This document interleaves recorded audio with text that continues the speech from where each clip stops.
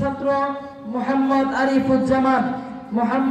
আরিফুজ্জামান আল্লাহু আকবার। ইয়া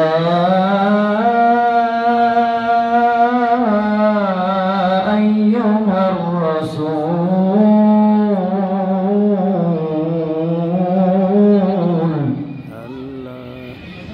মা উনজিলা ইলাইকা মির রাব্বিক সাদাকাল্লাহুল আযীম।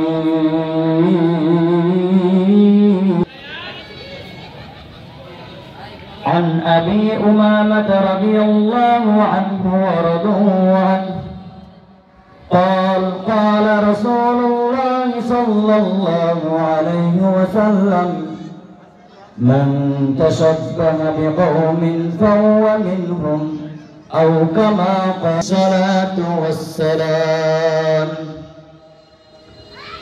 الحمد لمن قدر خيرا وخبالا وشكر لمن صور حسنا وجمالا.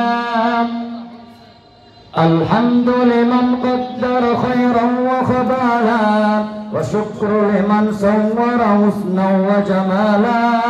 فرد صمد عن صفة الخلق بريء رب أزلي خلق الخلق كمالا. لا ضد ولا ند ولا حد لمولى الآن كما كان ولم يلق زوالا.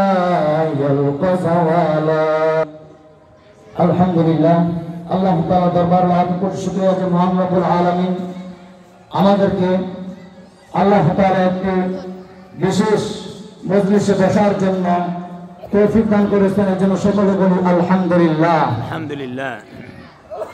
জান্নাতের যত বড় মজলিস আছে তার মধ্যে থেকে এটা একটা অন্যতম মজলিস, যেই মজলিসে আলেম ওলামাগণ অর্থাৎ আল উলামা ওয়ারাসাতুল আম্বিয়া যারা দাবি করে থাকেন তারাই এই স্টেজে এই মঞ্চে এসে থাকেন। সেই মঞ্চে আল্লাহ তাআলা আমাদেরকে তাদের থেকে কিছু শ্রবণ করার জন্য আমাদেরকে আসার জন্য তৌফিক দান করেছেন। এর চাইতে আর বড় শুকরিয়া কি হতে পারে? ঠিক।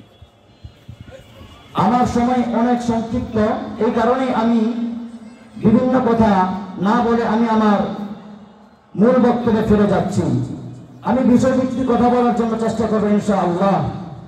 আজকে আমার এই বিষয়টি হচ্ছে, যেহেতু সামনে আমাদের বিশ্ব ইজতেমা অর্থাৎ 31শে জানুয়ারি 1, 2, 3, 4, 5 দুটি পর্বে ইজতেমা অনুষ্ঠিত হবে। দুটি হবে আলেম ওলামাদের নেতৃত্বাধীন অনুযায়ী। সেই বিষয়ের উপরে কথা বলার জন্য আমি কোরআনে কারীম থেকে আল্লাহ তাআলার একটি বাণীর অংশ কিছুমাত্র তেলাওয়াত করেছি। আল্লাহ তাআলা নবীকে বলেন, হে নবী, আমি আপনার উপরে যা কিছু নাযিল করি আপনি মানুষের কাছে এটি পৌঁছাই দিবেন। এই কথাটা আবার নবী করিম সাল্লাল্লাহু আলাইহি ওয়াসাল্লাম হাদিসের মধ্যে বলেন, বাল্লিগু আন্নী ওয়ালাউ আয়া, আমার পক্ষ থেকে তোমরা যারা একটি বাণী হলেও জানবে সেই বাণীটি যেন অন্যের কাছে পৌঁছে দিতে পারো।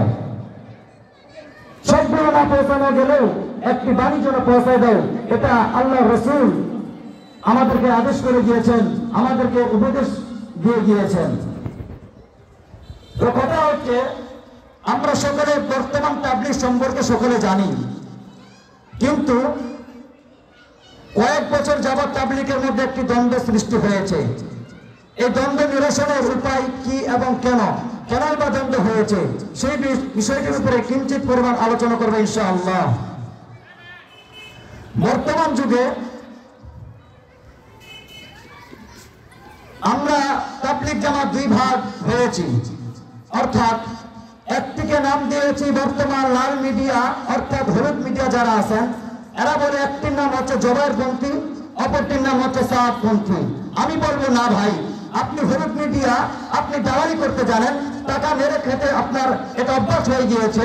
আপনি যখন দেখতেছেন সরকারের কাছ থেকে টাকা খাওয়া যাচ্ছে না, তখন আপনি এসেছেন তাবলীগের ক্ষেত্রে জবাইরপন্থী বানাচ্ছেন।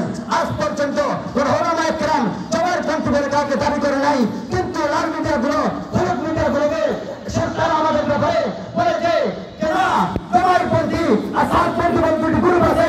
আমি স্পষ্ট ভাষা বলতে চাই, সাতপন্থী বলে যে গ্রুপটা আছে সেটা ভণ্ড, আর জামাইপন্থী বলে কোনো গ্রুপ নেই, এটা আরো আমাদের গ্রুপ। এটা স্পষ্ট কথা আমাদের। সাত সব কেন ভণ্ড, এই বিষয়টা আমাদেরকে জানতে হবে। কেন আমরা তাকে ভণ্ড বলি? এই সাত হলো খুনি। সাদের বাড়ি হয়ে ভারতে, দাদার দেশে, এই গুজরাটের বসায় নরেন্দ্র মোদী, মুসলিম হত্যাকারী দেশে এই সাদের বাড়ি। এই সাত দিনের পর দিন, যুগের পর যুগ বিশ্ব ইসলামের ময়দানে সে তো একের পর এক হেদায়েত বয়ান করছে, আমরা শুনেছি, আমরাও গিয়েছি। কিন্তু কিছুদিন আগের পূর্বের কথা, একের পর এক শরীয়তের ব্যাপারে এমন কিছু কথা বলেছে যেগুলো বিশ্বাস করলে, মানলে আমাদের ইমান নষ্ট হয়ে যাবে, যেগুলো মানতে গেলে আমাদের ইমান সমস্যা হয়ে যাবে। সাহাবাদের কিন্তু ভ্রান্ত আকীদা আপনাদের সামনে তুলে ধরবে ইনশাআল্লাহ। এই ভণ্ড সাহাব যারা আজকে দাবি করে, তাদের কানটা খুলে শুনে নেন। আপনারা নিজের কানটা ভালো করে শ্রবণ করেন, কান দিয়ে শ্রবণ করেন, ভালো করে বুঝেন। আগে গিয়ে কোনো কিছু করলে কাজ হয় না, বিবেক দিয়ে কাজ করা লাগে। এই ভণ্ড সাহাব সে দাবি করেছে, সে বলেছে আল্লাহ তাআলার কাছে হেদায়েত নাই। আমরা বলি তাহলে কার কাছে হেদায়েত? সে দলিল দেয়, সে বলেছে যদি আল্লাহ তাআলার কাছে হেদায়েত থাকতেন তাহলে নবী কোন কেন পাঠালেন? আমরা বলতে চাই ভাই, তোমার যুক্তি তো অনেক সুন্দর, তুমি তো খুব সুন্দর যুক্তি উপস্থাপনা করেছো। আল্লাহ তাআলার কাছে যদি হেদায়েত না থাকে তাহলে নবী পাঠালেন কেন? তোমার যুক্তি তো অনেক সুন্দর, তুমি বলতে চাচ্ছ আল্লাহ তাআলার কাছে হেদায়েত নাই, হেদায়েত আছে নবীর কাছে। বলেন নাউজুবিল্লাহ। আমরা বলবো আরে ভাই, তুমি যে এই কথাটা কোথায় পাবো? তোমার কাছে আমার প্রশ্ন হচ্ছে, আমাদের নবী, প্রিয় নবী জনাবে মুহাম্মদ রাসূল সাল্লাল্লাহু আলাইহি ওয়াসাল্লাম, তিনি তো আবু জাহেলের কাছে এক এক বর্ণনা এক একটা আছে, 350 থেকে 450 বার তিনি দাওয়াত নিয়ে গেছিলেন আবু জাহেলের কাছে। কিন্তু আবু জাহেল তো মুসলমান হননি, বরঞ্চ নবীর বিদ্বেষী করে আসে, ঈমান হারা হয়ে জাহান্নামে চলে গিয়েছে। নবীর কাছে যদি হেদায়েত থাকতো তাহলে আবু জাহেল তো একবার মুসলমান হয়ে যেত, কিন্তু মুসলমান হননি। তার মানে বোঝা গেল যে নবীর কাছে কোনোদিন হেদায়েত থাকতে পারে না। হেদায়েতের মালিক হলেন কে? একমাত্র আমার রব্বুল আলামিনের কাছে হেদায়েত হলেন আমার রব্বুল আলামিনের কাছে। নবীদের কাছে হেদায়েত, আল্লাহর কাছে হেদায়েত নাই। আমরা বলতে চাই, আল্লাহ বলেন আমি যাকে ইচ্ছা তাকে হেদায়েত দান করবো। মানে পৃথিবীর ওলি, নবী, রাসূল কারো কাছে হেদায়েতের বাণী আমি রাখি নাই, এটা স্পষ্ট। এরপরে যারা বলবে না সাহাব সাহেব অনেক ভালো, এরপরে যারা বলবে না সাহাব সাহেব ভণ্ড নয়, আমি বলতে চাই ভাই, তোমার মাথার মধ্যে সমস্যা আছে। আমাদের এই এলাকাগুলোর মধ্যে কিছু সাহাব পাঠিয়ে আছে, নিজেদেরকে সাহাব করে দাবি করে, সাহাবের অনুসারী বলে দাবি করে। এই সাহাবে আল্লাহ তাআলা ভুল করে কি করে শুনবেন নাকি আপনারা? সাহাব সাহেবের আগে আরেকটা ভ্রান্ত আকীদা হচ্ছে, সে বলেছে যে মুসা আলাইহিস সালাম যখন তুর পাহাড়ে গিয়েছিলেন 30 দিন থেকে 40 দিন সেখানে অবস্থান করছিলেন, কিন্তু এই মুসা আলাইহিস সালাম নাকি সেখানে গিয়ে ভুল করেছেন। এই কথাটা সাহাব বলেন, যদি মুসা আলাইহিস সালাম সেখানে 40 দিন না থাকতেন, 30 দিন না থাকতেন, তাহলে নাকি তার উম্মতরা গুমরা হতো না। অথচ সাহাবকে এটা বোঝা উচিত ছিল যে এই সাহাব তো এটা বুঝে নাই, হুকুম করেছেন আমার রব্বুল আলামিন। আমার রব্বুল আলামিন মুসা আলাইহিস সালামকে ডাকে নিয়ে গেছেন তুর পাহাড়ে, এবং সেখানে তাকে ইবাদত করার জন্য হুকুম করা হয়েছে, তাওরাত নাযিলের জন্য।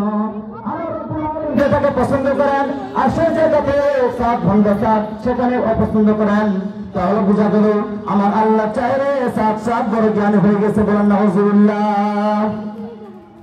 কত বড় নিমুখ হারামি হলে, নিম্ন পর্যায়ে হলে একজন ব্যক্তি নবী রাসূলগণ বাদ দিয়ে তারা একের পর এক ভ্রান্ত কথা বলে আমার আল্লাহর উপরে যেতে চাই, স্পষ্ট ভাষায় বলতে চাই। তাবলীগ জামাতে টাকা দিলে দিতে করেন না কেন? এইবার তাবলীগ 31শে জানুয়ারি থেকে নিয়ে 5ই ফেব্রুয়ারি পর্যন্ত 2 পর্ব ইজতেমা হবে, সেটা হবে আলমুল্লাহ তাবলীগ।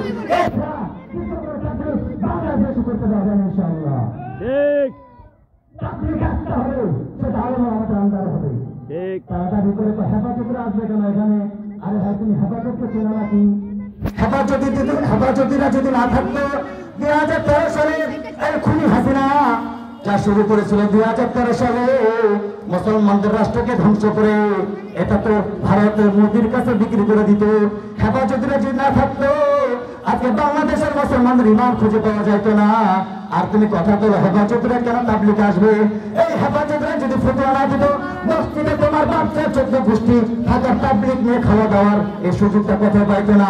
আলেম ওলামারা ফতোয়া দিয়ে তোমাদেরকে মসজিদে খাওয়ার জন্য সেখানে জায়েজ বানাই দিছে, থাকার জন্য জায়েজ বানাই দিছে, তোমাদের সুযোগ সুবিধা করে দিয়েছে আলেম ওলামারা। এটা শরীয়তের ভিত্তিতে তোমাদের ক্ষেত্রে জায়েজ বানানো হয়েছে। আর তোমার বড় আমরা নাকি তাবলিগ বুঝি না। আমার কথা হচ্ছে তুমি কোন তাবলিগ বুঝো? তাবলিগ যে ব্যক্তি যে এই নিজামটা চালু করেছেন মাওলানা ইলিয়াস রহমাতুল্লাহ আলাইহি, তিনি তো এই সিস্টেমটা চালু দিয়ে করে গেছেন। অথচ তিনি একজন বিখ্যাত আলেম, আর এই আলেম আমাদের অনুসারী, আমরা তার অনুসারী, আমরা তার সন্তান এবং তারা আমাদের পূর্বপুরুষ, আমরা তার আন্ডারে চলি। অতএব বুঝা গেল যারা মাওলানা ইলিয়াস রহমাতুল্লাহ আলাইহিকে মাইনাস করে, মাওলানা এনামুল হাসান রহমাতুল্লাহ আলাইহিকে মাইনাস করে, মাওলানা ইউসুফ রহমাতুল্লাহ আলাইহিকে মাইনাস করে নিজেদেরকে আনুষ্ঠা করে দাবি করে স্পষ্ট ভাষায় বলতে চাই, তুমি তোমার আনুষ্ঠা দাবি করে নিজের ভাষায় বসে থাকবা। বাংলাদেশে আসার জন্য এটা কল্পনাও নিয়ে আসবা না, নয়তো বা তোমার এই আশাটা জীবনের শেষ আশা হতে পারে। কথা বলেন ঠিক না ঠিক? বাংলাদেশে যারা সাহাবপন্থী আছে তাদেরকে বলতে চাই, সময় থাকতে ভালো হয়ে যান, সময় থাকতে ভালো হয়ে যান।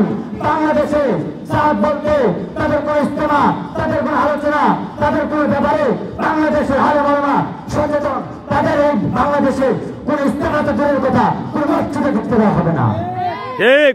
মসজিদে তোমাদের বাপ যাবেন না, ইমান নষ্ট করতে আসবো মসজিদে তুমি? বিয়াদব কথাকার, নবীদের ভুল খুঁজো তুমি, আল্লাহর ভুল ধরো তুমি। নারায়ে তাকবীর, আল্লাহু আকবার। এই সাহেব বলেন কয় যে আগে হলো দাওয়াত, তারপর হলো আমল। যে ব্যক্তি দাওয়াতের কাজ করবে না তার আমল গ্রহণযোগ্য নয়। কিভাবে? কয় যেমন নাকি মসজিদে আগে আযান হয় এরপরে নামাজ হয়, তাহলে আগে দাওয়াত দেওয়া লাগে এরপরে ইবাদত করা লাগে।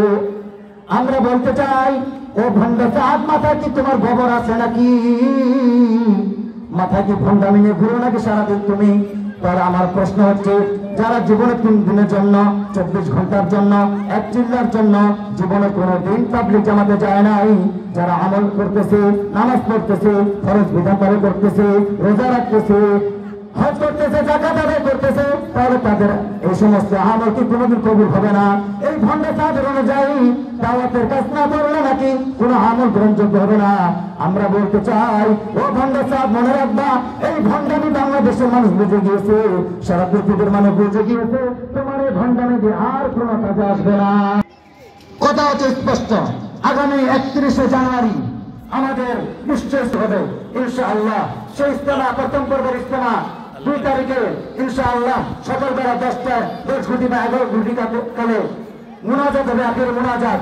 সেটা শেষ হওয়ার সাথে সাথে 3 তারিখে আবার শুরু হবে, 3, 4, 5 আবার আখের মুনাজাত হবে। এই পর্যন্ত ইজতেমা শেষ এবং এটা শেষ ইজতেমা। এরপরে টুঙ্গির দখল করার জন্য যাবে, টুঙ্গির দিকে চোখ তুলে তাকাবে, তাদের চোখ হাত ভেঙে ঘুরিয়ে দিতে হবে। ঠিক। বাংলাদেশের ইজতেমা এটা বাংলাদেশের বোঝে না, মাদ্রাসার উত্তরণ বুঝে, আলেম ওলামারা বুঝে। এছাড়া তাদের অনুসারীরা এতে নাম করার কোনো অধিকার রাখে না। এ দেশটা কারো বাচ্চাদের নয়। আমাদের দেশে